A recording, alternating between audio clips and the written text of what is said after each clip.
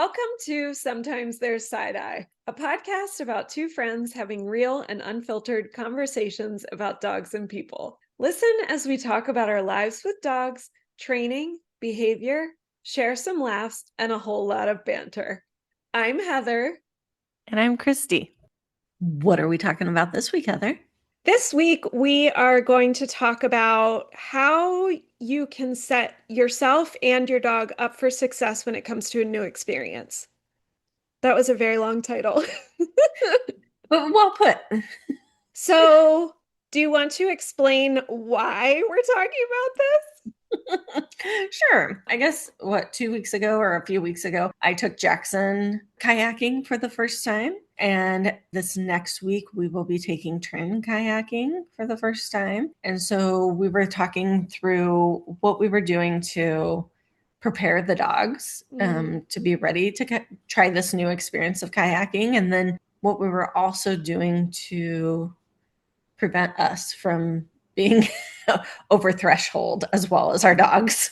Yeah. I mean, I immediately was thinking about Trin being either stressed or barking on said kayak with me, which would make me have big feelings right alongside her. Because if anyone knows, they know I do not like a barking dog. So, especially a high pitch bark. So I was kind of thinking through, okay, what can I do to set her up so that she can feel more comfortable?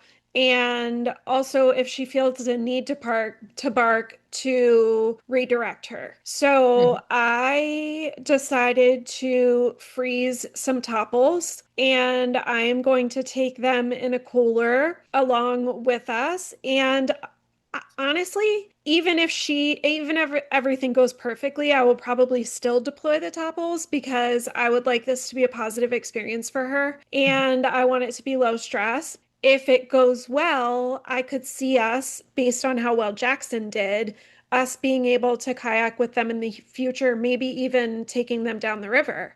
So I want Kristi shaking her head. No, No, you don't want to take her down the river? no, I have too much fear to take them down the Salt River. That's so interesting.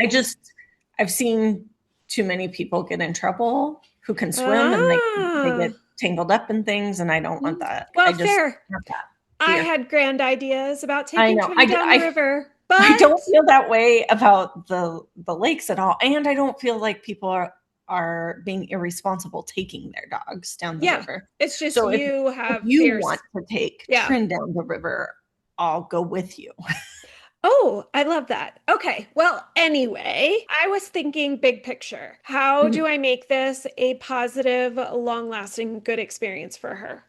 I also was thinking a lot about how I set Trin up for success this week because I am taking her on a work trip. And so it's going to be her and I one on one, staying in a few different hotels, doing a lot of driving, and then throwing some fast cat and some scent work in between. And so I did a lot of thinking these past few weeks, how do I make sure that she is getting what she needs while she's waiting around for me and she's staying in hotels with me and just kind of planning. So I feel like there's a lot of thinking through things going on right now to kind of prepare our dogs for what we want to do with them short term and long term. Yeah, absolutely. One of the first things I'll say is it really depends on your dog Mm. that you have too, how you prepare them. Because when I introduced Lucy to kayaking, we blew up the kayak. We sat inside of it inside my house. We sat inside of it in my front lawn, in my back lawn. We moved it around. I practiced with her getting on it on her own, different types of kayaks, all of that. I neglected to practice paddling, Oh, which that's right. then she was like, what is happening? Is this thing going over my head repeatedly? So I did neglect to train that, which was my bad. But I don't think when I trained her that I brought any treats or anything with me. I just Mm. was like, oh, she'll get it out. Like we've practiced and she'll be fine. And then with Jaxon, it was such a different experience training him because I know he's such a resilient dog that I can throw him into almost any situation and he's going to be okay. He's very resilient. I'm also going to be watching him for signs of Mm-hmm. stress and things, and I'm totally okay calling things early if we need to. So I was fine driving 2 hours to the lake and then just even if it was 15 minutes in the boat and he was like, no, I hate this, then coming home. Yeah. So I knew that was going to be okay. So I didn't do all the same things with him, but I did bring all the treats with me. And so when he acted like he was feeling unsure or nervous or bored, I was feeding that, making sure that he felt comfortable enough to still keep looking around and exploring the kayak, me, the water, how it worked. The biggest thing for him was he was so confused why people kept floating by us. It was Mm. like he just couldn't quite grasp boats. Mm. He was like, what is happening here? I don't understand. These people keep zooming right by us. But he did great overall. He did amazing. And it's what I expected him to do. Mm-hmm. And I think I prepared according to the dog that I have in front Yeah. of me. Yeah, it's interesting. Like with Lucy, you did all of this desensitization beforehand to prepare her, but then in the moment didn't have food because that's the dog, that was where you were. And then with Jackson, nothing in beforehand, but then had food. And what did you say? You gave him like a bag and a half of treats over the Yeah. time, which is Mhm. totally, I mean, not Yeah. judging, but just to see the absolute opposite of Mhm. the preparation versus the in the moment, what he would Mhm. need. And not necessarily for stress, but to keep him also occupied Yeah. because Jackson's Engaged. a guy who likes to be interested and likes to do Yeah. things that are interesting and move his body. And that's not what kayaking is. No. Yeah. He so confidently walked off that kayak. Like, I wish everyone could have seen how I confident wish we he had was just video. walking straight into the water and not understanding that was water versus the kayak. Yeah. He was so shocked. But I knew he would also recover from that fine. Yeah. And He he did. walked the plank, man. He did.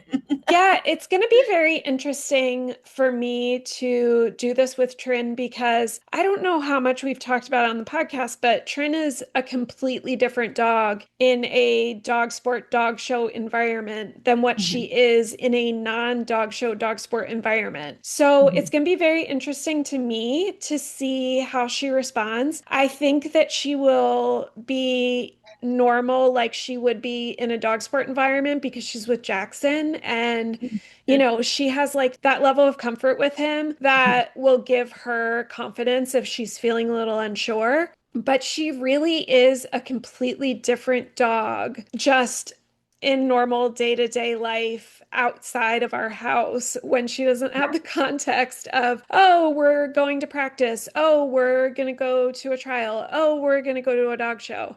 Yeah. She's this interesting little thing. Yeah. That'll She has be, so much confidence and resilience in mm-hmm, when it comes to dog stuff, mm-hmm, dog mm-hmm. sports. Yeah. Yeah. Yeah. So my thought process was if we're walking around uh our development and our neighborhood area and a dog comes out of nowhere, Trin will bark at them. Mhm. It's like, what are you doing there? Like she doesn't expect it in that Mhm. environment, right? Yeah. And I was actually reading a post where people were talking about this, and someone was talking about how they were likening it to prison mentality. Sit with me for a moment. Okay. So they were basically saying Trin at dog sports is around all her like people. Guys who are out in the prison yard are like a little more tamped down. You could even say maybe a little flooded because there's just Mhm. everybody everywhere. But then if they're walking down a hallway one on one, they're more likely to shank someone, which is a very severe Oh. Yeah. comparison. She is more Whereas likely to shank she someone. is literally, I read that analogy and I was like, bitch, will shank someone. So But they were basically likening it to her just walking down the street feeling vulnerable by herself and immediately jumping to, I gotta defend myself. Right. She doesn't have her friends around, she doesn't have her people around, she doesn't feel, any like she just feels very vulnerable and she feels like she needs to defend herself. And I was like, oh, that's such an interesting little analogy there. And there were a lot of people talking about that. So Yeah. I will be very, very curious to see how she responds to the entire environment. Yeah, absolutely. And I feel like Jackson always expects there to be dogs everywhere Yeah, he goes. He's always hoping for dogs. Like, yeah, he yeah, really does expect them to be because they're always in the park. They're always on yeah. our walks. So for him, I think he was a little disappointed he couldn't get to the dogs on shore, but he wasn't surprised by them. Or Yeah, maybe he was a little, but happily surprised. Like, whoa, yeah, did you see we could have friends on the shore? Like, what yeah. are we doing on the lake? Yeah, and I think so. Just thinking through, so I'm going to Kristi's house. We're going to drive 2 hours. So Jackson's going to ride next to Trin in their crates. They're not going to get to really play because it's going to be way Mhm. too early in the morning. Like, we're not going early, so y'all can have a play date first. So basically, we're going to like pack up our stuff. We're going to go. So I also think that her excitement to be free with Jackson, like on a leash, but Mhm. free when we get out of the car will be in our favor because I think she'll be excited to be like, oh, what are we doing? Like, oh, I'm with my Mhm. friend. And we can use that to also sort of work in our favor. Yeah, I hope so. Yeah, I hope it doesn't backfire and like I we hope don't have not too. enough time to play. And then she's like, no, let me get over to that kayak with my friend and I'll Yeah, play let's hope not. inside the kayak. You guys might get some really funny videos to watch on the Instagram. Yeah. Really, if you're depending on the dog you're taking, it really does depend Yes. on what type of things you want to do and how you stack the deck in your favor. Mhm. And if you don't mind turning around after a 2 hour drive and driving right back home, then you have more options. But if you really want something to work, then stacking the deck in your favor is going to be beneficial. Yeah. Everything from if your dog has noise sensitivity, getting them used to the noises that the kayaks make. Yep. If they have motion sensitivity, getting used to those motions, Hmm. all of that. Yeah, I was just sitting here thinking too, and never being afraid to say, this is not the activity to take my dog along for, or we're not ready. Yeah, Because I mean, taking a Rottweiler is a lot more of an undertaking. So Tiago's never been kayaking. we Tater, should fix that.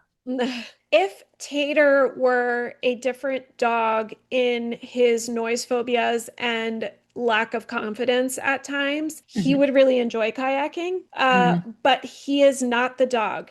So Mm. could I work really, really hard and desensitize him and get him to the point that he would be okay with it? Probably. But how much Yeah. stress would I put him through to get him there? And is it really worth it? Who am I really doing it for? Mhm. So I think it's also okay to sit and think about who is my dog? What are they okay with? What are they not okay with? And is this really the activity that I should be taking them along for? And maybe it's not your dog, but you really Yeah. want to kayak with the dog. Well, ask your friend's dog. If you know somebody else's dog that might want Yeah. to go along, ask them. Maybe your parents have a dog or your sibling has a dog that you think would Yeah. Do really a enjoy dog it. swap for the Do a day. dog swap for the day. Exactly. So don't be afraid to say, you know what, it's just not right for my dog. Or if you get out there, like Kristi said, and you realize, gosh, I thought my dog was really going to love this and it's not working out, don't just call it a day, call it a lesson Mhm. learned, and say, okay, now I know for next time, maybe I take my brother's dog. Yeah. Oh, she would hate it so much. Well, There's fair. there's ducks out there and she hates ducks. She's terrified of them. Okay, don't take Kristi's brother's dog. Yeah, but we can do our own brother's dog. Well, one thing I did also to kind of set the stage was I went with my best friend and her dog, and I know her dog enjoys paddleboarding with her. Yeah. So I what I didn't want to have happen is we drive all the way up there. And she was like, I'm totally fine if we leave after 5 minutes. That's Hmm. okay. But I felt like it was unfair to her dog to be like, hey, look at this exciting thing we're doing. Just kidding. We're not doing that. And so I told her, hey, I know you'll say no, but here's the plan. Here's what's going to happen. If Yeah. everything fails, I'm going to go for a hike with Jackson, and then we'll meet back in like an hour and Yes. reassess and see, Yeah. like, do you want to come hiking? Do you want to keep paddleboarding? Do we want to go home? What do we want to do? Yep. I And think that that that's was, really smart. yeah, because we want to be fair to everybody going. Absolutely. I Yeah. love that. I think it's a good compromise. Yeah. Also, don't forget the sunblock for your dog. Oh, Literally yeah. just popped into my head because I have to sunblock Trin, all of her little pink spots, Mhm. and the top of her little head. So never forget the sunblock for the dog and yourselves. Yeah. And one thing I did this time that I was like, "Oh, I probably don't even need to bring Jackson's wetsuit." Oh But yeah, I was you like, did take his wetsuit. yeah. And I was like, I don't need it. It's not that cold out. It's kind of like a nice, I don't know, it was like high 70s when we got Hmm. there, maybe low 80s by the time we left. So it was a really nice day for it. But he went in the water 3 separate times. And his third time coming out, he was shaking really Oh, bad. buddy. And I was like, "Oh, I'm glad I brought the wetsuit with me Hmm. on the boat, even though I hadn't put it on. Because then once I put it on, even though it was harder to put on wet, when I put it on him, then he warmed up and he was Yeah. fine to keep going. And Yeah. so, kind of preparing for that. What happens if they do fall in and it's cold, or what happens if they're hot? Do I Yeah. have those types of things, for either scenario? Yeah. And of course, I personally would recommend that you have a float coat on your dog or some Yes. sort of life vest. You as a Mhm. person are wearing your life vest. And I know, I mean, I have dogs that are very strong swimmers, but still in that environment where you have people on other people you don't know on kayaks and this and that and other dogs and all of this stuff going on in a what can be a crazy environment, I would always err on the side of caution and use some sort of life jacket for your dogs. Yeah.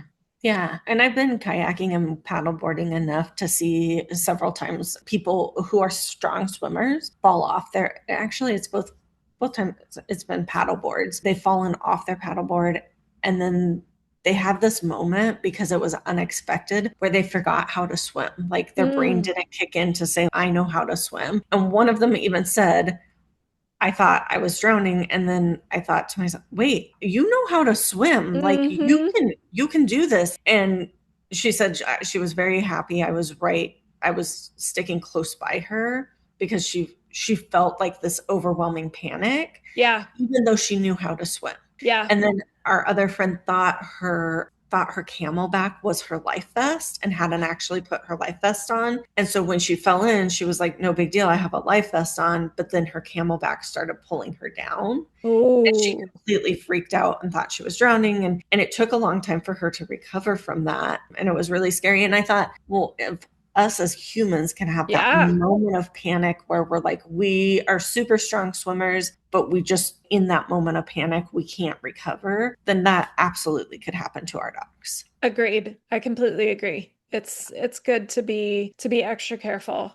I would say just think about your personal dog. Think about whatever environment that you want to take them to for the first time, whether it's a trip, whether it's kayaking, whether it's anything. Mhm. And just kind of think through the process. I don't want to say worst case scenario because that sounds terrible, but I think being prepared is just smart. And if traveling and doing things like that can be stressful for us as humans, and it can be stressful for our dogs because they're out of their routine. They're excited, maybe they're anxious, we're feeling excited, we're feeling anxious. And so I would just try to like take a moment and think through, hey, what can I do to support my dog, but then also support our interactions to make them a little bit less stressful so that if things do go a little bit south or you have something unexpected happen, you have a way to recover together that doesn't just make things sort of tumble down, a dark Yeah. path.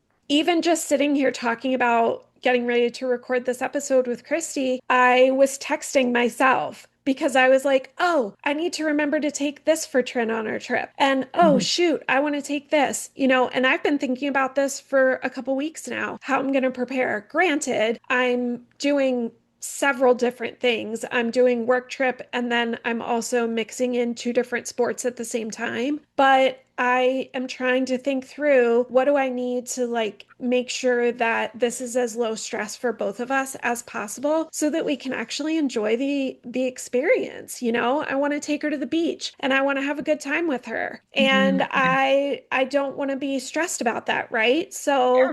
just a little bit extra planning can allow you to really have a good experience with your dog and have your dog have a really good experience with you. And that's just making memories.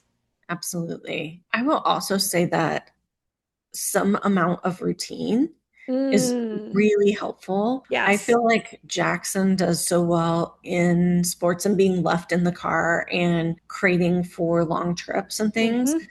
because that became part of the routine. If we're going anywhere but Walmart for grocery pickup because I don't have to leave my neighborhood or Yes. the park for a walk. If it's not those two places, then he's in his crate. Even if Yeah. it's a quarter mile down the road, but I have to go on the main road, he's in his crate. Yeah. And so that just is like, oh, this is where I go in the car. I go in the crate. And people always are like, he just like jumps into his crate. I'm like, well, yeah, that's where he goes in the car. He knows. Yeah.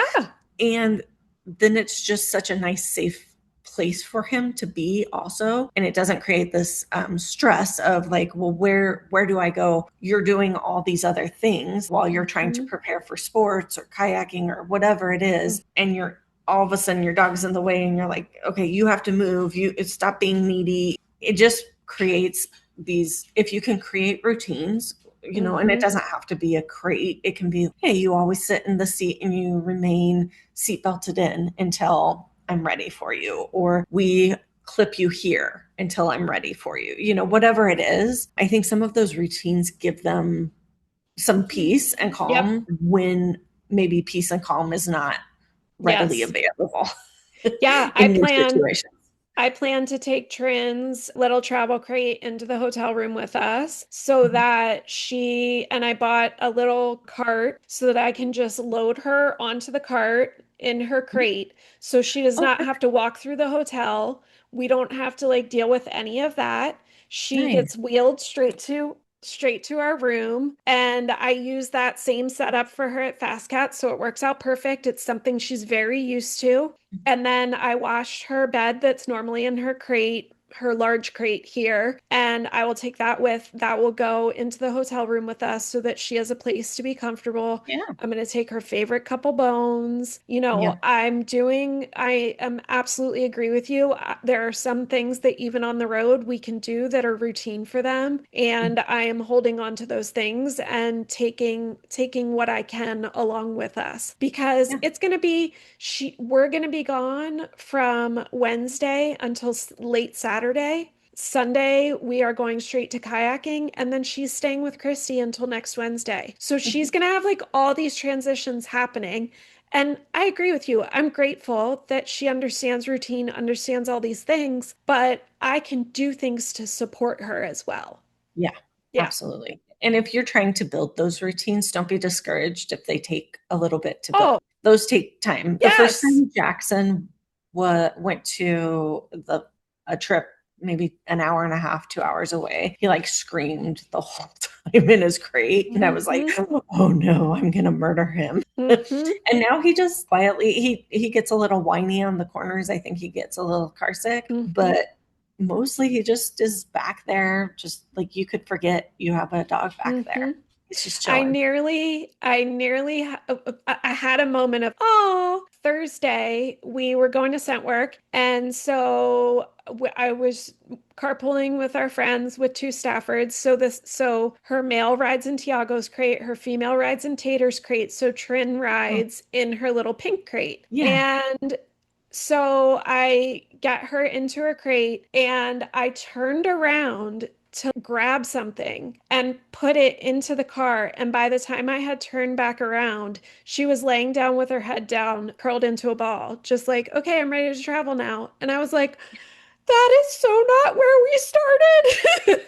Yeah, that's awesome. Yeah. And I mean, she has been totally perfectly fine in the car for literally years at this point. But to Mhm. see her just get in and just instantly settle and say, I know I'm going somewhere and I'm cool. She's just totally prepared and is like, I love this. And that is such a gift. I do not take that for granted. Tiago was always like that. Tater has been wonderful like that. It took a lot of work with Trin.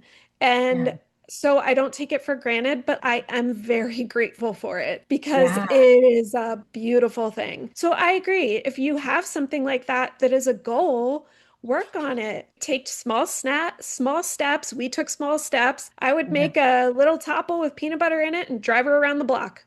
That was it. yeah, That yeah, was you did. it. When she was a You puppy. worked hard. Yeah, I can't tell you how many times we did it. And then I realized that I had to freeze the peanut butter because it wasn't long enough to even get around the block. I mean, we worked so hard on it, but here we are. So, yeah.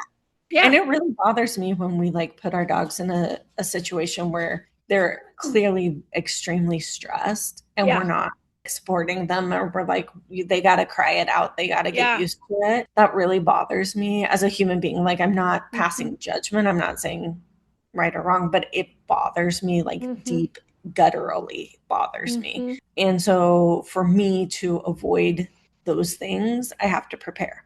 I Yeah. have to prepare my dog, I have to prepare myself, and we have to build routines. Yeah. Yeah, there's definitely, and I think it depends on the dog too, right? Some dogs are able to handle whatever and just Mhm. be steadfast and Yeah, roll. And some dogs need more support. yeah, And, we've talked about it before. The amount of support that I offer Tater is different than the amount of support I offer for Tiago because Tiago doesn't need it. It doesn't mean I mhm. love Yeah, Tiago less. We all know that's not no, true. no, no. It just, he doesn't need it, right? Yeah, So I think, once again, it comes back to knowing your dog and then just sort of setting up expectations and then working towards whatever that expectation is. Everything's achievable, right? It's just how hard do you want to work for it? How much does it mean to you? what's it worth to you? What's it worth to you, right? Yeah. And is it really truly going to be fun for your dog at the end of the Mhm. day? We are dog crazy. We want to take our dogs everywhere, but is it the right thing for them? Yeah, exactly. That's something to consider. Yeah, we shall report back on our kayaking adventures. Yes. Stay tuned. If you've enjoyed this episode, subscribe, rate, and share us wherever you get your podcasts. Also, come on over to Instagram and engage with us at Sometimes There's Side Eye. Thanks for listening, everybody. Talk to you next time. Bye. Bye.